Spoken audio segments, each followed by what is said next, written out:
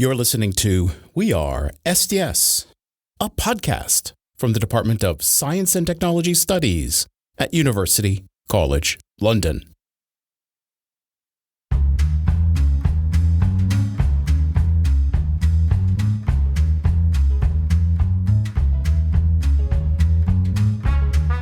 Hi, everybody, and welcome back to We Are STS. I'm your host, Professor Joe Cain.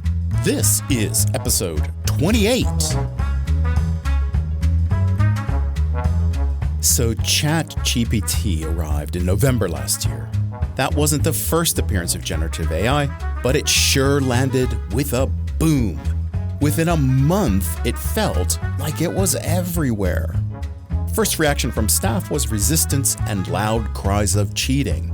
It's safe to say that we gave it a big no. But quickly, that thinking turned around. AI is all over education these days, and students are keen to use it.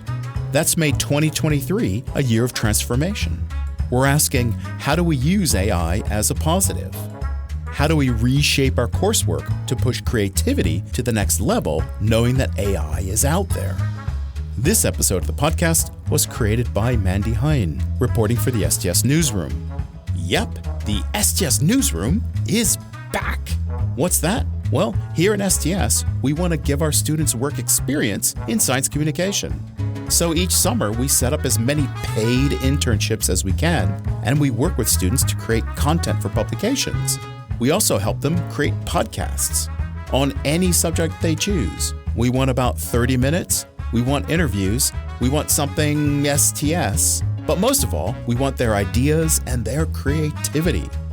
Mandy's episode today is a great start to the set for this year. It's rich with ideas and with hard work. She runs the show today, which means I get to sit back and just listen. Hurrah! Here's Mandy, and I'll see you on the other side.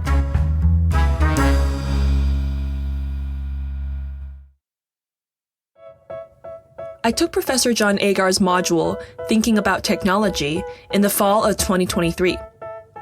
We explored questions like, can machines think like humans? Enter the famous Turing Test, designed by British computer scientist and mathematician Alan Turing in 1950. So, a simplified version of the test goes a bit like this. Imagine you're having a conversation through a computer screen. If the responses from the computer are so good that you can't tell if you're talking to a human or a machine, then the machine has passed the Turing test. And according to Turing, if a machine can pass this test, this means that it has achieved human intelligence. One day, during Professor Agar's class, a student answered a question posed to the class, only to reveal at the end of the class that they used ChatGPT to generate the response. We were all quite surprised, to say the least, and it was certainly my first real-life taste of the magic of AI. And it got me thinking, how will AI challenge the traditional ways of teaching, the value of education as we know it, and shape classrooms in the future? Let's find out.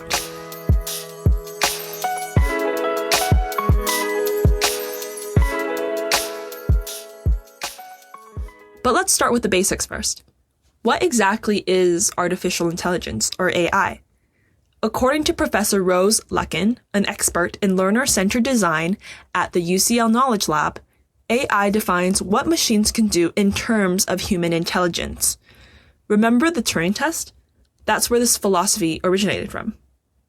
Luckin describes AI as an interdisciplinary study of intelligence, combining cognitive psychology, philosophy, computer science, mathematics, logic, and linguistics. When we talk about AI, we often use it as an umbrella term, but in reality, there are two types, AGI and ANI. AGI, or Artificial General Intelligence, is like Jarvis, Iron Man's human-like AI assistant, that can complete a wide range of tasks. Suitably, Jarvis actually stands for just a rather very intelligent system. It's also the main source of existential fear about AI, but most experts believe we are very far from achieving this kind of advanced intelligence, if it is even possible at all. However, the AI we commonly encounter today is ANI, or artificial narrow intelligence. This is a type of AI that excels in specific tasks, like what's used in Grammarly or Google Maps, social media for personalized content recommendations and ads, and of course, ChatGPT. Now, there are plenty of other terms thrown around in the AI world, such as machine learning, deep learning, neural networks, and algorithms. Let's quickly differentiate these terms from AI. Machine learning is one way of implementing AI. The machine reads a lot of data and learns that some input A leads to an output of B. It is a way that machines learn to become more intelligent. Deep learning is a more advanced form of machine learning that is inspired by the human brain's neural networks. With deep learning, machines are more self-taught and can learn from more complex data. Algorithms are step-by-step instructions written in programming code to enable machines to learn in the first place. In our day-to-day lives, AI used to be quite inconspicuous, like having Grammarly proofread your writing or using Google Maps for directions. But with the emergence of ChatGPT and DALL-E, AI has taken a giant leap forward. There is so much exciting potential just brimming under the surface. Here's a fun thought experiment. As you go through your day, try pretending you're in a sci-fi movie and imagine all the ways that even limited AI can help make your life easier. The potential for AI in education, specifically, is enormous. However, before we explore more of that, with great power comes great responsibility, as the saying goes. The responsibility part is where STS, Science and Technology Studies, comes into play. If AI is the interdisciplinary study of intelligence, as Luckin describes, then STS can be seen as the interdisciplinary study of technology, including AI. The STS perspective is easily spotted in discussions surrounding AI because of the tech's disruptive and existential fear-evoking nature. It forces us to reflect on its profound implications on our lives and society at large, the economy, politics, education, and at the core, what it means to be human.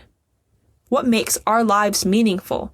If one day machines can complete most of our tasks better than us, which Oxford philosopher Toby Ord predicts there is a 1 in 2 chance of this happening by the end of the century. So the odds aren't really in our favor. Any piece of technology is not a neutral, passive object. It is influenced by us, human values, politics, history, while we are influenced by it. When it comes to AI, there are individuals who may be hesitant or adverse, those who are curious and intrigued, and those who are advocates and are already using it to their advantage in their daily work. In my conversations with people at UCL, one common feeling emerges, a general sense of overwhelm and uncertainty and unease that is mostly shoved under the rug for the moment.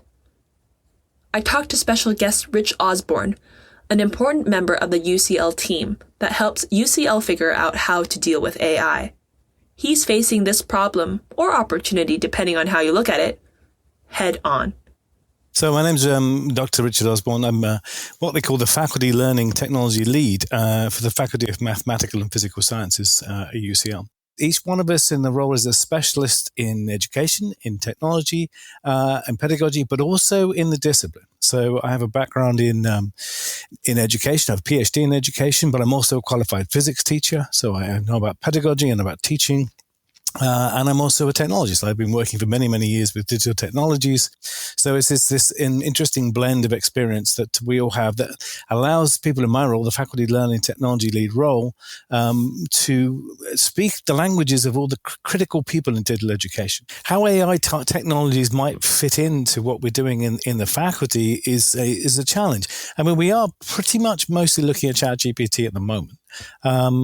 Because it is so prevalent and a lot of people have been nervous about how it might be used. It's the one that's being used most. And of course, that is fundamentally about language. I mean, of the different AIs that are out there, most of them, they're based on what we call large language model technologies. So they really only work with language.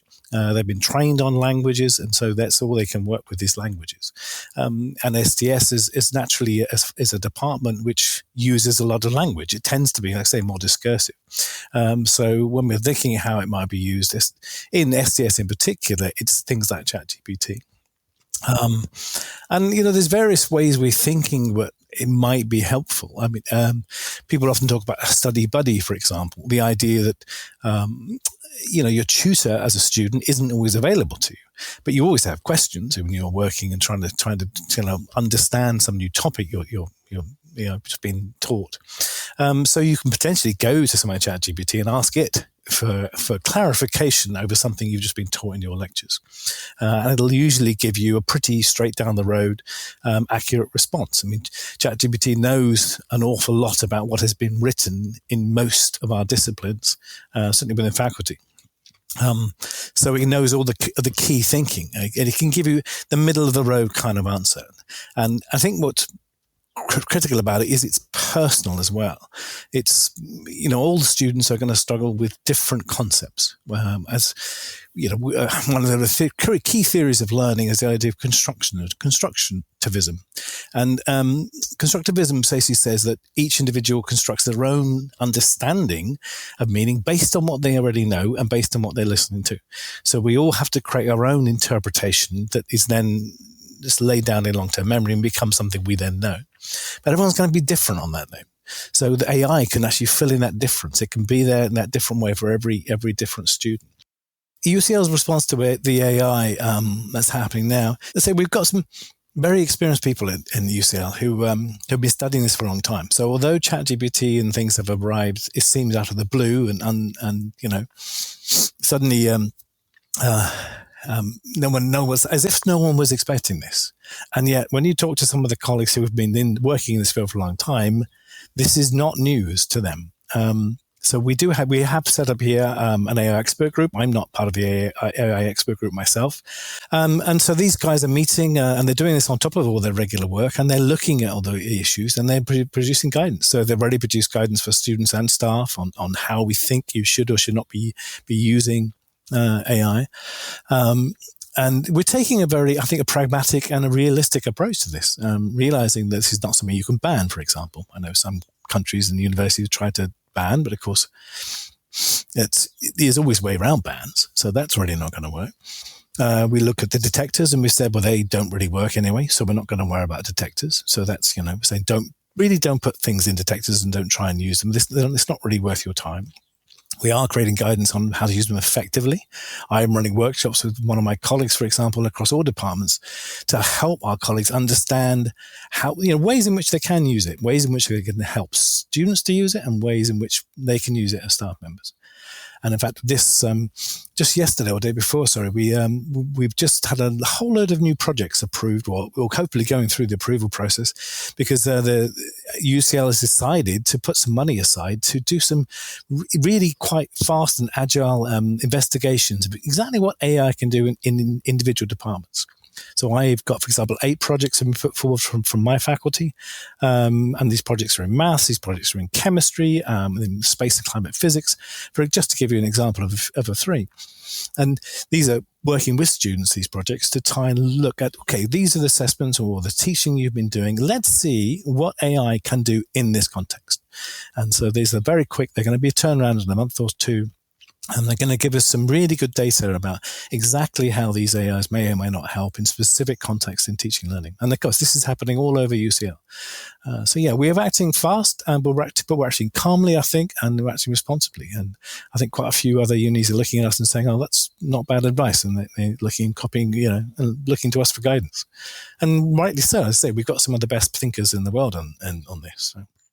AI, like ChatGPT, is also forcing schools to re-examine current education practices to evolve with the needs of our society. It's making us question what we truly value in our education system. Are our assignments and exams really testing what we want to test, what we want students to learn? This has certainly reawakened, shall we say, conversations about why we assess and how we assess and what's the purpose of assessment. And I think, people certainly not so much in maths maybe, but elsewhere, when we've relied so heavily on essays as a main form of assessment for so long, you've got to question why that has been, because maybe there are better things that you can do to assess people. And one of the areas I've worked in especially is called authentic assessment. I ran a large project on this for about 3 years. And we delved deeply into what it meant to do authentic assessment. And it's about authentic assessment, if you don't know, is an assessment that's more like the kind of way you'd be assessed if you're in work. Because people don't realize it, because in your work, you're assessed all the time. You have an awful lot of peer assessment going on. You have, your line manager looking after you, checking your work. You often have to present in front of colleagues. And that's a form of assessment, if you like, because you're judged, as it were, how well you perform on these things. You have maybe a performance review every year where you have to kind of be evaluated, see how you're doing. There's loads of assessment in the world of work, but it's different. It's more ongoing. It's more collaborative. It works more with peers. It creates new different products. And that goes back to my idea of product again. You end up having to produce different things to demonstrate how you're doing your work. I mean, we're effectively doing something now as this podcast is a productive thing. I am producing something which it could be judged. I could be judged by, and this is a valid. It's more of an authentic then form of assessment, because my peers might listen to this and say, "Oh no, he's talking garbage," or they might say, "Oh, he's talking garbage." It's really interesting, but I'm willing to put myself out there and be judged in that way. Luckin, the AI education expert at UCL that I mentioned earlier, suggests that we shift our current knowledge-based education system to an intelligence-based one that emphasizes critical thinking, creativity, and adaptability, rather than rote memorization and preparing for traditional standardized tests. The trend with personalized education has also been on the rise, especially with the internet, when we all have access to factual and non-factual information with a click of a button.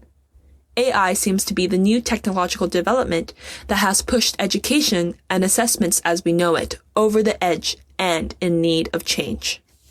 Still, this doesn't solve the primary problem facing educators now, which is academic integrity. In other words, cheating and plagiarism. It's very hard, if not impossible, to detect.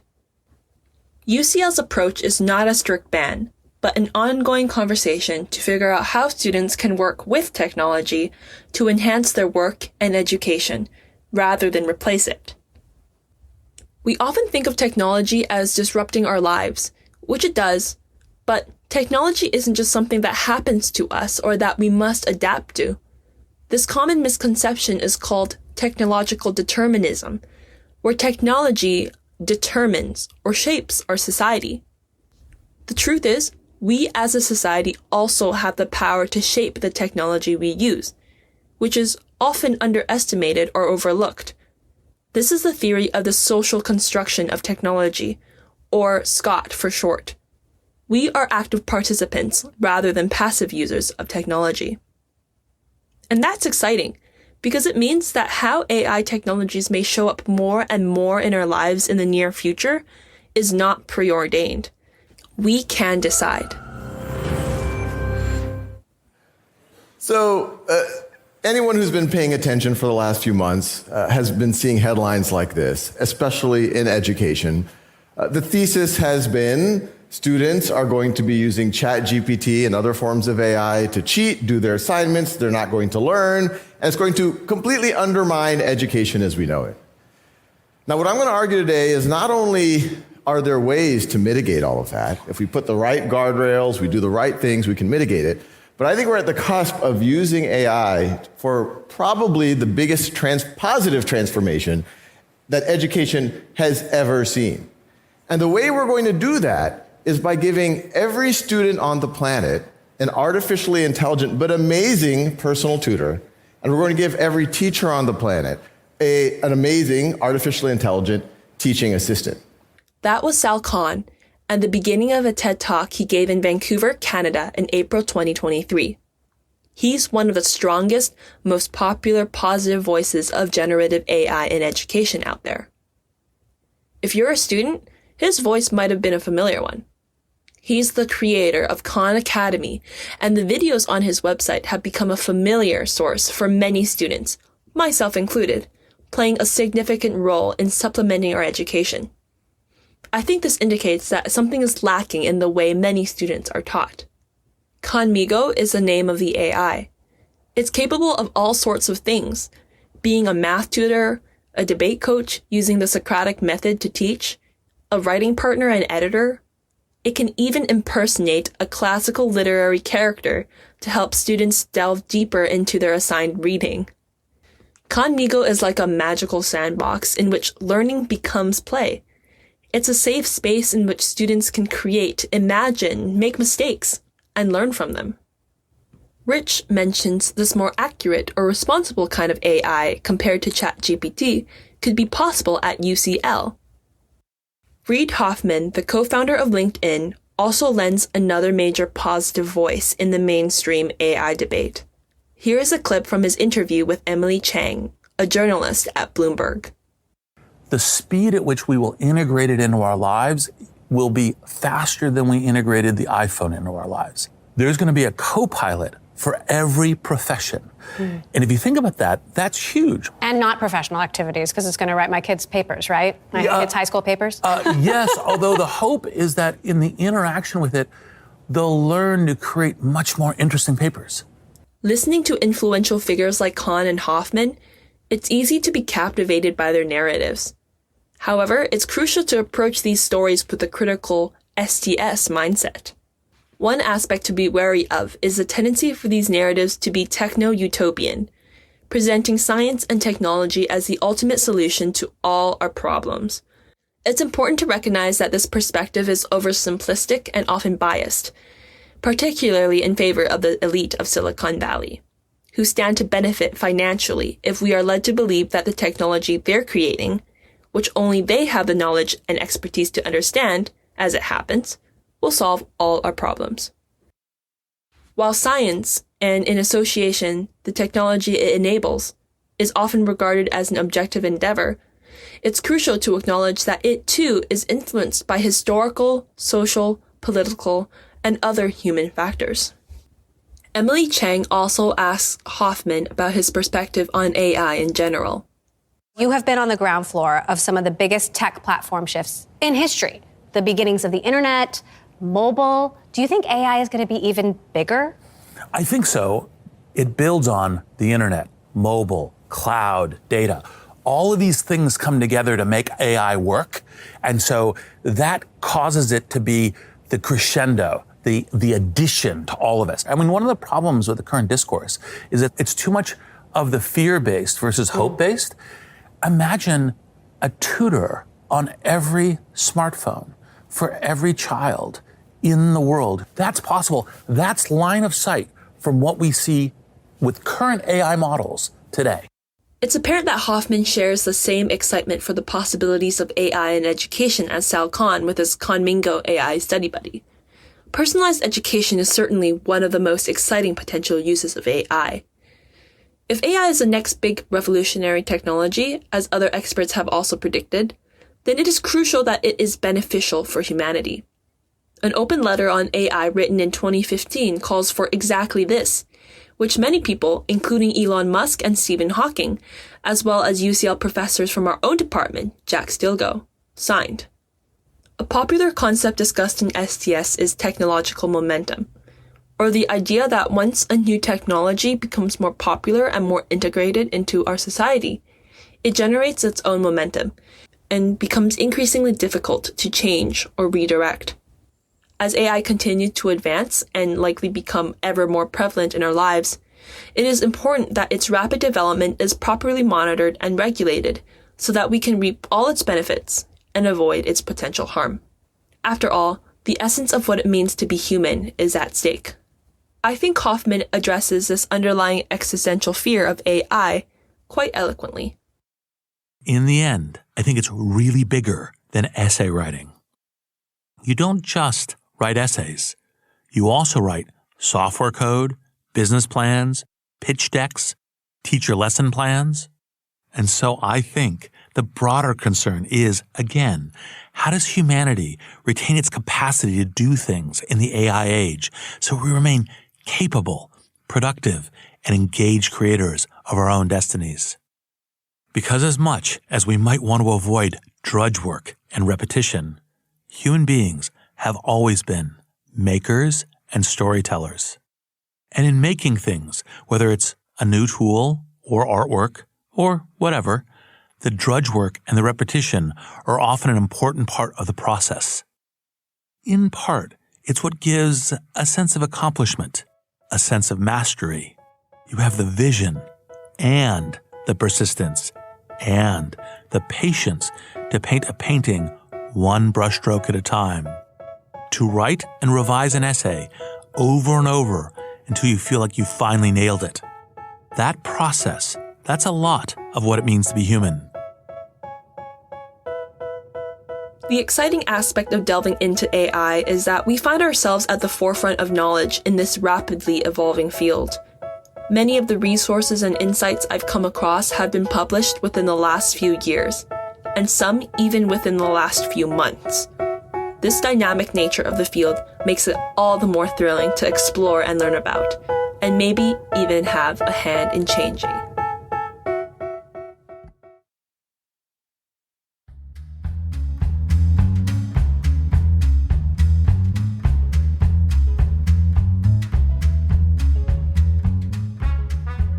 You see, no cause for panic. AI's just another tool in the box. As with all those other tools, tutors just need to think a bit about what they want to use it for and what kinds of creativity we want to use it to promote. Thanks to Mandy for her research and for her hard work putting this episode together. Also, thanks to her guests. Great stuff. Mandy also is one of the student journalists writing stories for this year's STS Alchemy, our annual free magazine. That'll be out later this summer. Did I mention it was free? If you know someone who wants to build a career in science communication, or someone who wants to take on big questions about emerging tech, ask them to get in touch. Both topics fit well under the umbrella of Science and Technology Studies, or STS. We're a thriving community here at UCL, and there's plenty of room for more. Our theme music is Rollin' at 5 by Kevin MacLeod. It's available online at filmmusic.io. Other credits are in the show notes. We Are STS is a production of the Department of Science and Technology Studies at University College London. If you want to find out more about the show, listen to past episodes, or give us some feedback, just visit us online. Here's the address, so write this down. It's ucl.ac.uk/STS/podcast. Well, that's it for today. Thanks for coming along. We'll have another episode ready soon, including more from this year's STS Newsroom. Until then, just remember there's knowledge to be found just about everywhere, and that together, we are STS. Bye now.